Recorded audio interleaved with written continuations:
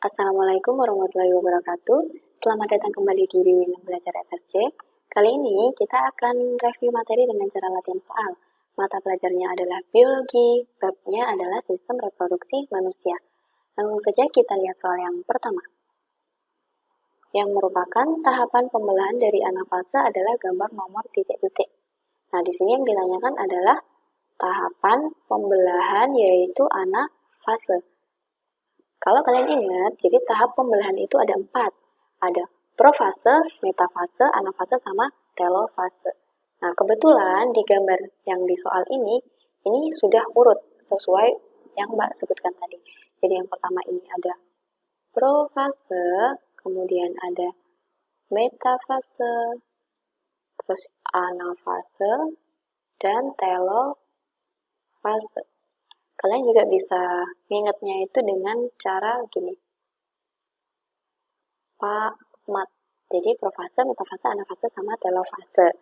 Nah, dari sini sebenarnya kalian sudah tahu ya jawabannya yang mana.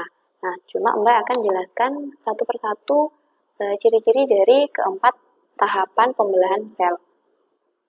Nah, untuk yang pertama, ntar Mbak garis dulu ya, biar nggak rancu nanti penjelasannya. Nah, oke, jadi kita mulai dari tahapan yang pertama, profase. Nah, jadi kalau pada profase, ciri-cirinya apa, Mbak? Jadi kalau pada profase ini kita bisa lihat di gambar. Nah, di sini, nah mula-mula ini namanya sentriol. Kedua sentriolnya ini dia satu, namanya sentrosom. Jadi sentrosom membelah jadi 2 sentriol dan akan bergerak ke kutub yang berlawanan. Nah, terus selanjutnya, nah kita lihat pada bagian membran intinya. Jadi membran inti mulai menghilang. Nah, terus sekarang kita lihat bagian benang-benang kromatinnya. Nah, di sini benang-benang kromatinnya sudah mulai memadat. Jadi benang-benang kromatin memadat membentuk kromosom. Oke, jadi ini ciri pada tahap yang pertama, profase. Selanjutnya, tahap yang kedua, metafase. Nah, kalau metafase, ciri-cirinya apa? Kita lihat pada gambarnya. Jadi di sini, nah, sentriolnya udah berada di 2 kutub yang berlawanan. Berarti sentriol berada di 2 kutub berlawanan. Terus kemudian di sini membran intinya sudah hilang. Membran inti hilang. Kemudian, nah di sini kromosomnya berada di bidang pembelahan. Di kromosom berada di bidang pembelahan. Kemudian di sini juga ada kayak garis-garis. Nah, ini namanya benang-benang spindle. Jadi terbentuk benang-benang spindle. Jadi benang-benang spindle ini dia yang berfungsi untuk mengatur arah pembelahan. Gitu ya. Selanjutnya, tahap yang ketiga, ada yang namanya anafase. Nah, kalau anafase ciri-cirinya apa aja? Kita lihat di gambar.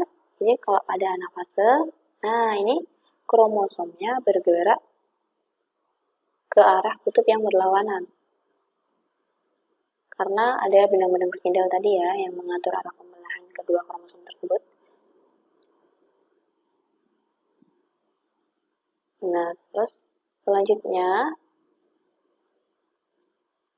ini nanti pada akhir anafase akan terbentuk dua kutub dengan jumlah kromosom yang sama. Jadi, akan terbentuk dua kutub dengan jumlah kromosom sama. Jadi yang Mbak terangin ini adalah tahapan pembelahan dari mitosis ya. Makanya nanti dia menghasilkan jumlah kromosom yang sama. Kalau pada meiosis nanti jumlah kromosom yang dihasilkan setengah dari induknya. Terus sekarang tahap yang terakhir adalah tahap telofase. Nah, kalau pada telofase ciri-cirinya apa? Kita lihat pada gambarnya. Nih, di sini. Nah, sentriolnya kembali ke tempat semula. Jadi nanti dia akan bergabung kembali menjadi satu dan membentuk yang namanya sentrosom. Kemudian kita lihat pada bagian membrannya. Nah, membrannya mulai terbentuk kembali. Membran inti mulai terbentuk lagi. Kemudian yang selanjutnya ada di sini.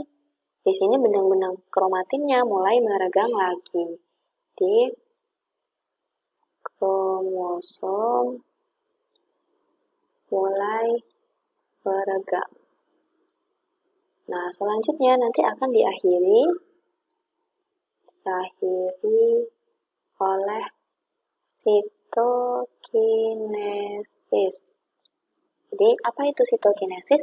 Sitokinesis adalah proses pembelahan sitoplasma atau pembagian sitoplasma. Sehingga nanti pada akhir telofase akan membentuk dua sel anakan dengan jumlah kromosom yang sama dengan induknya. Gitu ya. Oke, dari gambar aja udah tahu kalau jawabannya fase anafase adalah gambar nomor 3. Berarti jawabannya yang C. Gitu ya. Oke, kita lanjutkan ke soal yang berikutnya. Nah, kebetulan ini gambar seperti soal yang pertama tadi. Nah, gambar di bawah ini menunjukkan fase. Jadi, kurang lebih sama dengan soal yang pertama tadi. Ada gambar, kemudian disuruh nyebutin ini fase apa. Nah, kalau kalian ingat pada penjelasan Mbak di soal yang pertama tadi, berarti ini adalah apa jawabannya? Cirinya, dia sentriolnya sudah ada, sentriol sudah ada di dua kutub yang berlawanan. Kemudian, ini bagian kromosomnya berada di kutub pembelahan atau bidang pembelahan. Kemudian dia membran intinya sudah menghilang dan terbentuk benang-benang spindle.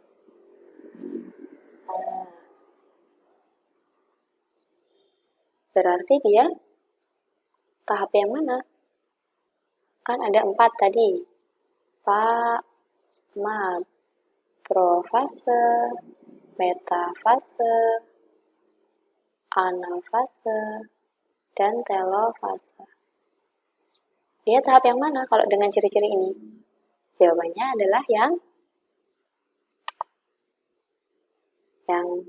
metafase. Berarti jawabannya yang D. Gitu ya. Oke, soal yang berikutnya.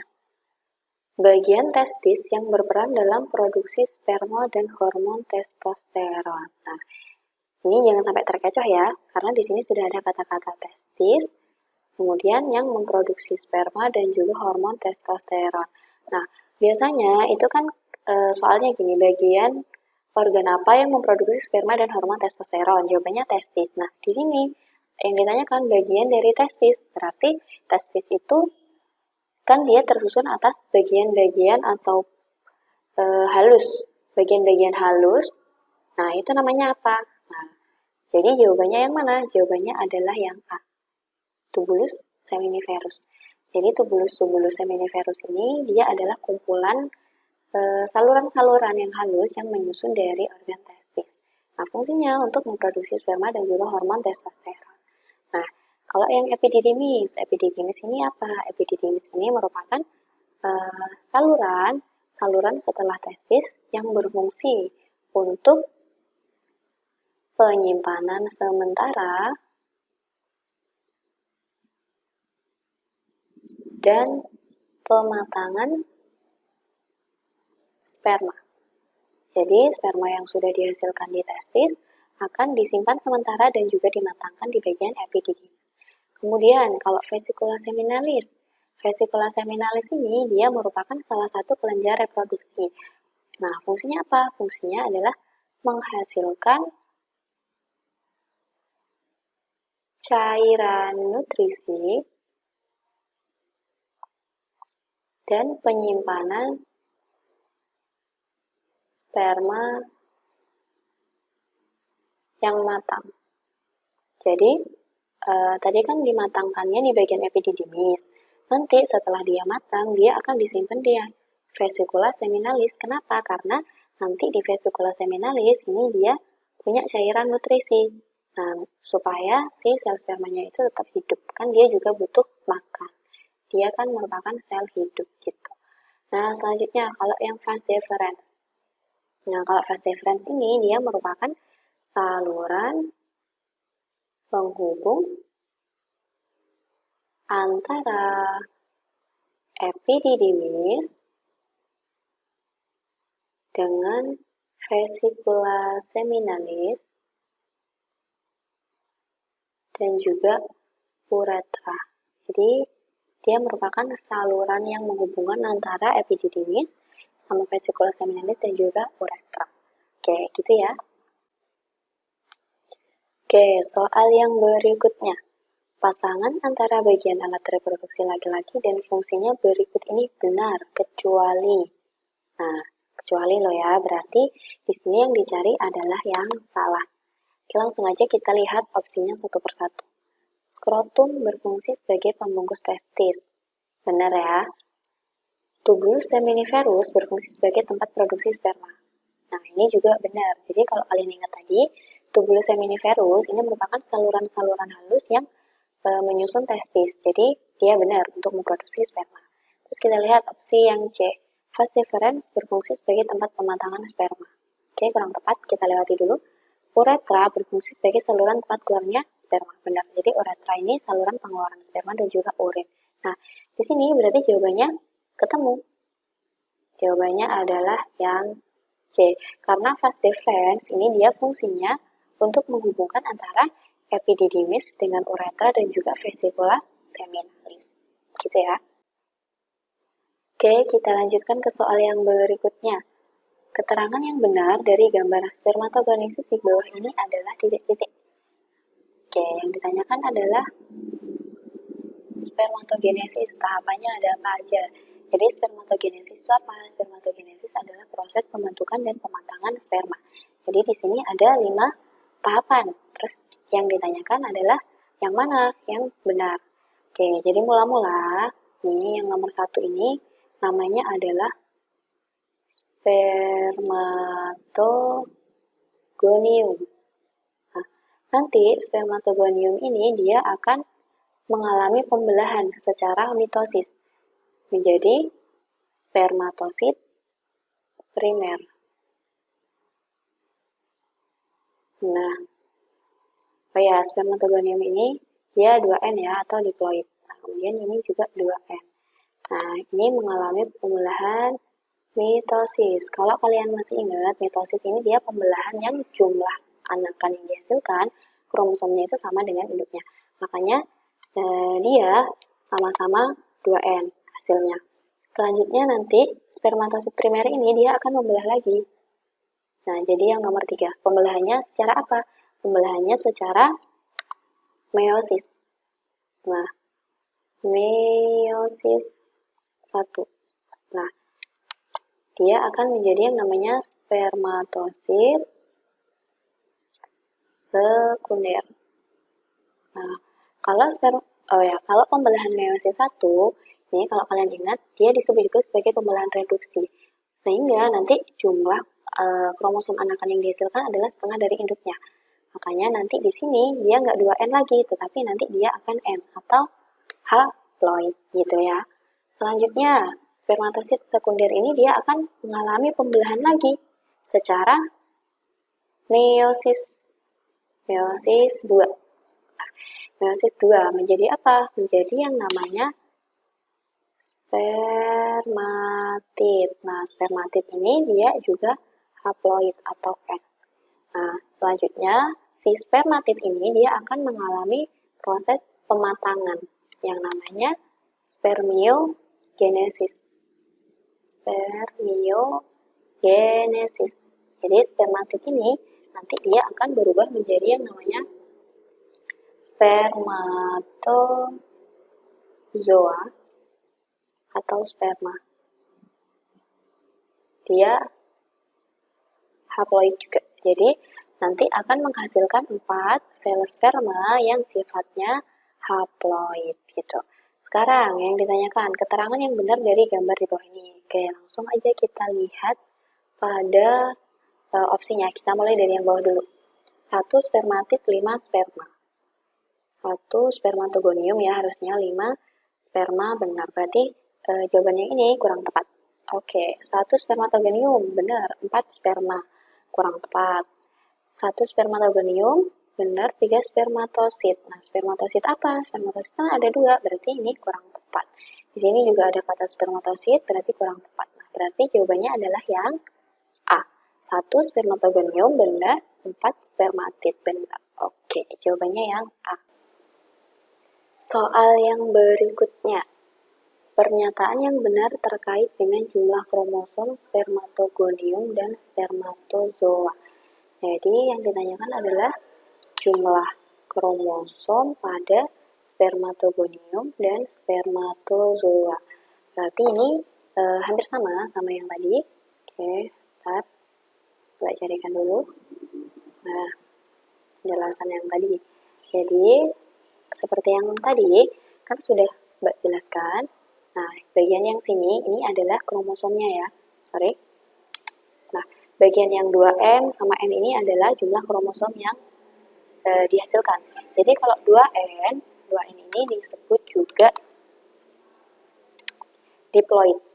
Nah, diploid. Kalau yang N ini dia haploid. Gitu. Nah, sekarang yang ditanyakan adalah spermatogonium sama spermatozoa ya. Berarti yang spermatogonium diploid, yang spermatozoa adalah haploid. Sekarang kita lihat opsi jawabannya. Ya, dari yang bawah dulu.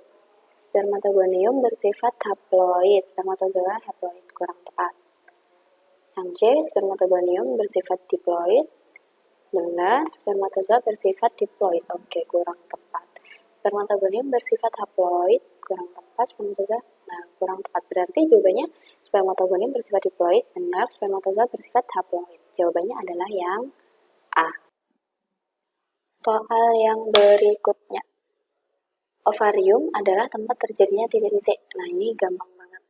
Jadi, ovarium adalah tempat terjadinya, jawabannya adalah yang D, pematangan ovum. Ya. Jadi ovarium ini disebut juga sebagai indung telur, di mana dia nanti terdiri atas beberapa folikel-folikel, di mana di dalam folikel tersebut dia digunakan untuk pematangan ovum atau sel telur.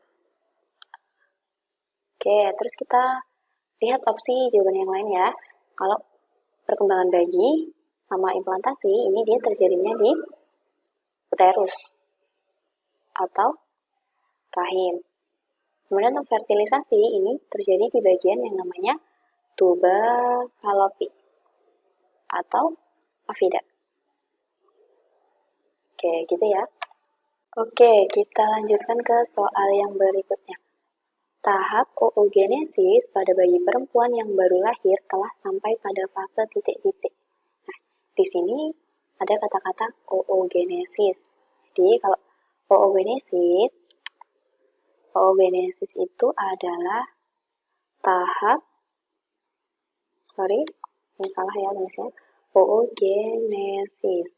Oogenesis adalah tahap pembentukan dan pematangan sel telur atau ovum. Jadi dimulai dari yang namanya oogonium, nanti dia akan mengalami pembelahan secara mitosis menjadi yang namanya oosit primer. Di oosit primer. Nah, karena dia pembelahannya mitosis, maka nanti hasil anakannya adalah diploid atau 2N. Ini pembelahan mitosis. Nah, selanjutnya, oosit primer ini dia nanti akan mengalami pembelahan secara meiosis 1. Nah, menghasilkan 2 anakan. Tapi nanti dia pada saat pembelahannya itu nggak sama. Makanya nanti dia ada yang besar, ada yang kecil. Nah, yang besar ini namanya oosit sekunder. Kalau yang kecil ini namanya badan polar. Badan polar primer atau disebut juga sebagai polosit. Nah, ini masing-masing dia haploid atau N. Nah, selanjutnya masing-masing ini akan mengalami pembelahan lagi secara meiosis 2. Nah, jadi masing-masing akan membelah lagi.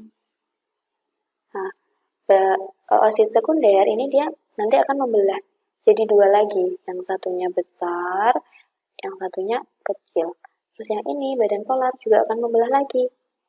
Nah, yang besar ini namanya ootit. Ootit. Inilah ootit ini calon ovum. Nah, terus yang 3 ini yang kecil-kecil. Yang kecil-kecil ini namanya badan polar sekunder. Nah, si badan polar sekunder ini, ketiga badan polar sekunder ini, dia akan tereduksi dan terserap kembali ke dinding ovarium. Sedangkan yang akan berkembang menjadi sel telur hanya satu ootit ini aja. Jadi ootit akan mengalami perkembangan menjadi ovum atau sel telur N. Jadi bedanya kalau pada tahap spermatogenesis tadi itu dia menghasilkan 4 sel sperma, gitu ya. Kalau pada tahap oogenesis nanti yang dihasilkan hanya 1 sel ovum yang fertil, sedangkan yang 3 ini dia nggak bisa. Maksudnya nggak bisa dilakukan atau digunakan untuk pembuahan gitu. Nah, yang ditanyakan, oh ya, ini yang ditanyakan adalah sudah sampai mana ya. Jadi untuk proses oogenesis ini beda ya sama proses spermatogenesis. Kalau proses spermatogenesis ini dia dimulai pada fase remaja, jadi ketika laki-laki itu remaja, proses spermatogenesisnya itu baru dimulai sampai dia nanti meninggal. Nah, kalau oogenesis ini dimulainya udah sejak dia berada di dalam kandungan. Jadi proses oogonium membelah menjadi oosit primer ini terjadi ketika bayi di dalam kandungan. Nah, kemudian nanti akan berhenti ketika dia lahir atau bayi itu lahir dan akan mulai kembali pembelahannya sampai menjadi ovum ini dimulai ketika remaja sampai menopause. Jadi sampai dia mengalami menopause. Jadi di sini pada soal yang ditanyakan adalah bayi yang baru lahir. Nah, udah sampai fase mana pembelahannya? Jadi jawabannya yang ini, oosit primer. Nah, berarti jawabannya adalah yang B. Oke, lanjut ke soal yang berikutnya. Hormon yang memicu berkembangnya folikel dan penebalan dinding rahim secara berturut-turut adalah titik-titik. Jadi yang ditanyakan adalah hormon yang memicu berkembangnya folikel dan juga penebalan dinding rahim. Nah, pada organ reproduksi perempuan itu ada 4 hormon yang berperan. Jadi ada hormon estrogen, kemudian ada progesteron, kemudian ada FSH, dan juga ada LH. Nah, untuk hormon estrogen ini dia Fungsinya apa? Fungsinya dia memicu diproduksinya hormon FSH dan LH. Nah, kalau progesteron ini dia berfungsi untuk memicu penebalan dinding rahim. Nah, terus kalau yang FSH ini fungsinya apa? Fungsinya adalah untuk memicu berkembangnya folikel. Nah, terus yang LH, kalau LH ini dia memicu terjadinya ovulasi atau pengeluaran sel telur yang sudah matang. Nah, jadi yang ditanyakan adalah hormon yang memicu berkembangnya folikel sama penebalan dinding rahim berturut-turut. Berarti jawabannya adalah FSH dan juga progesteron. Yang mana? Jawabannya yang A. Oke, lanjut ke soal yang berikutnya. Terdapat ciri penyakit sebagai berikut. 1. Gejala awal berupa borok pada tempat masuknya bakteri. 2. Biasanya menyerang daerah sekitar kelamin. 3. Disebabkan oleh Treponema pallidum. Ciri-ciri penyakit di atas dimiliki oleh orang yang menderita penyakit titik-titik. Nah, kalau kalian bingung, kalian ingat-ingat aja ini. Nah, di sini kan sudah ada kata kuncinya.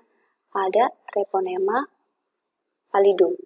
Jadi, Treponema pallidum ini merupakan bakteri yang menyebabkan penyakit yang C, sifilis. Nah, kemudian kita lihat untuk yang lainnya, supaya kalian bisa belajar juga. Kalau yang gonore ini, dia disebabkan oleh bakteri yang namanya Neisseria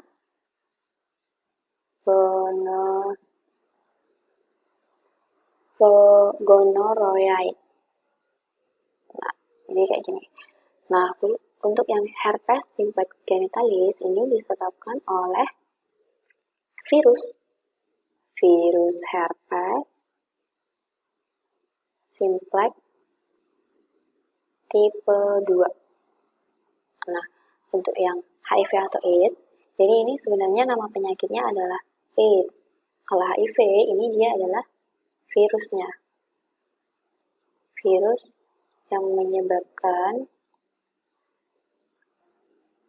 penyakit AIDS gitu ya. Jadi nama penyakitnya AIDS yang menyebabkan adalah virus HIV. AIDS ini kepanjangannya adalah Acquired Immunodeficiency Syndrome. Kalau HIV ini adalah Human Immunodeficiency Virus, gitu ya. Oke, kita lanjutkan ke soal yang berikutnya. Bayi kembar yang dilahirkan dari pembelahan satu zigot menjadi dua yang terus tumbuh menjadi individu disebut kembar identik. Nah, jadi kembar itu ada dua. Jadi ada kembar identik atau disebut juga kembar dizigot, dan juga ada kembar non-identik atau monozigot. Nah, jadi kalau kembar identik atau dizigot ini nanti dia berasal dari satu sel telur dan satu sel sperma. Nanti kan dia akan membentuk zigot. Dimana zigot ini nanti dia akan membelah menjadi dua embrio. Nah, keduanya ini berada dalam satu cairan ketuban dan punya satu plasenta. Makanya ini dinamakan kembar identik karena biasanya jenis kelaminnya sama, kemudian dia juga memiliki kemiripan antara satu sama lain. Kenapa? Karena dia berasal dari satu tempat, satu cairan ketuban dan juga satu plasenta, sehingga nutrisinya yang didapatkan juga sama gitu. Kemudian kalau yang kembar non-identik atau monozigot. Nah, ini biasanya terjadi itu apabila ketika ovulasi, pelepasan sel telur yang telah matang, ini nanti menghasilkan atau melepaskan 2 sel telur. Ya, meskipun ini jarang ya, jadi dia akan melepaskan 2 sel telur. Di mana masing-masing sel telurnya nanti ini dia akan dibuahi oleh sel sperma. Sehingga nanti dia akan membentuk zigot dan juga membentuk embrio hingga berkembang menjadi janin dan juga bayi. Nah, tetapi nanti dia akan memiliki itu plasenta sama ketubannya itu sendiri-sendiri. Jadi mereka berada pada dua cairan ketuban yang berbeda dan memiliki plasenta masing-masing, sehingga dinamakan sebagai kembar non-identik atau monozigot. Nah, biasanya nanti dia jenis kelaminnya itu bisa beda, bisa cowok cewek, ataupun ya bisa juga jenis kelaminnya sama. Nah, kalau contoh yang monozigot ini, kembar monozigot ini terjadi pada itu, kayak anaknya Shana. Nah, itu dia memiliki dua anak kembar yang jenis kelaminnya beda. Nah, ini termasuk kembar non-identik. Sekarang kita lihat pertanyaannya. Nah, di sini kata kuncinya adalah satu zigot yang menjadi dua. Berarti ini satu zigot yang membelah menjadi dua embrio. Nah, berarti jawabannya adalah yang kembar identik. Jawabannya yang A. Oke, selanjutnya. Nah, akrosom mengandung dua macam enzim yang berfungsi untuk menembus lapisan pelindung sel ovum. Kedua enzim tersebut adalah, nah jadi di sini kalau bicara akrosom ini kita berarti bicara mengenai struktur dari sel sperma. Jadi kalau Mbak gambarkan, ini nanti struktur dari sel sperma itu kurang lebih seperti ini. Nah, jadi nanti dia punya 3 bagian. Ada bagian kepala, kemudian ini bagian leher, dan juga bagian ekor. Nah, bagian kepala ini dia ada yang namanya akrosom. Nah, akrosom ini merupakan selubung protein yang melindungi materi genetik yang ada di dalam sini. Jadi ini adalah nukleus, di mana dia mengandung materi genetik. Nah, akrosom ini dia akan menghasilkan dua enzim. Apa aja? Jadi yang pertama adalah hyaluronidase dan juga ada proteinase atau akrosin. Nah, kedua enzim ini digunakan untuk menembus lapisan dari sel ovum. Jadi kalau digambarkan, nah, jadi sel ovum ini nanti dia punya dua lapisan pelindung. Nah, bagian luar ini disebut sebagai corona radiata. Nah, untuk yang bagian kedua ini disebut sebagai zona pellucida. Nah, di sini ada nukleus juga yang mengandung materi genetik. Nah, jadi untuk enzim yang hyaluronidase ini nanti dia digunakan untuk menembus lapisan yang pertama. Ini. Kemudian kalau untuk yang enzim proteinase atau akrosin ini digunakan untuk menembus lapisan yang kedua. Berarti dari sini jawabannya adalah yang mana? Jawabannya adalah yang B. Oke, soal yang terakhir. Beberapa cairan tubuh sebagai berikut. 1. Darah. 2. Cairan vagina. 3. Air mani. 4. Air liur. 5. Air mata. Penyakit AIDS dapat menular melalui cairan yang ditunjukkan oleh nomor.